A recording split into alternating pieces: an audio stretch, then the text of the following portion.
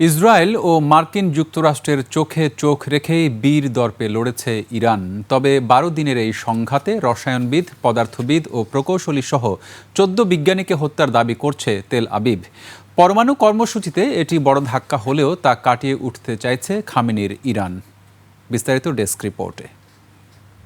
LME certified বিশ্বসেরা কপারে তৈরি Walton cables, যা আপনার স্থাপনাকে রাখবে সব সময় নিরাপদ।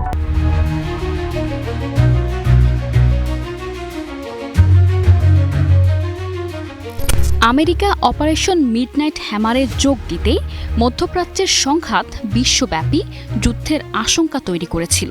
তবে আপাতত স্বস্তিতে বিশ্ব।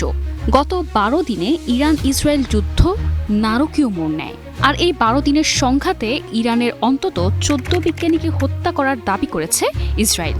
তাদের মধ্যে রসায়নবিদ, পদার্থবিদ ও প্রকৌশলী আছেন। ফ্রান্সে নিযুক্ত ইসরায়েলি রাষ্ট্রদূত জশুয়া জারকা দাবি করেছেন, এসব হত্যাকাণ্ডের ফলে ইসরায়েল ও যুক্তরাষ্ট্রের বোমা হামলা থেকে যে পারমাণবিক অবকাঠামো ও উপকরণ টিকে আছে, সেগুলো দিয়ে ইরানের পক্ষে অস্ত্র তৈরি প্রায় অসম্ভব হয়ে পড়বে। তবে বিশ্লেষকদের অনেকে বলছেন, ইরানে আরও বিজ্ঞানী বেঁচে আছেন। তারা শিগগির নিহত বিজ্ঞানীদের স্থলাভিষিক্ত হবেন। এসব হত্যার ঘটনা ইরানের পারমাণবিক কর্মসূচিকে পিছিয়ে দিতে পারে, তবে শেষ করতে পারবে না। ১৩ জুন ইরানে হামলা চালায় ইসরায়েল। জবাবে ইসরায়েলে পাল্টা হামলা শুরু করে ইরান।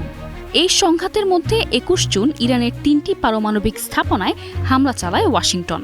হামলা কেবল তেহরানের কাছেই নয়, বরং বিশ্ববাসীর কাছে প্রমাণ করেছে যে ওয়াশিংটন তেল আবিবের পাশে দৃঢ়ভাবে দাঁড়িয়েছে।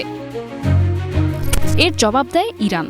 ২৩ জুন পরিস্থিতি নাটকীয়তায় মোড় নেয় যখন মধ্যরাতে কাতারে মার্কিন ঘাঁটিতে ইরান প্রতিশোধমূলক হামলা চালায় এবং এর কয়েক ঘন্টার মধ্যেই মার্কিন প্রেসিডেন্ট ডোনাল্ড ট্রাম্প ইসরায়েল ইরানের যুদ্ধবিরতিতে যাওয়ার কথা জানান। টানা ১২ দিনের নজিরবিহীন পাল্টাপাল্টি হামলার পর যুদ্ধবিরতিতে রাজি হয়েছে ইরান ও ইসরায়েল।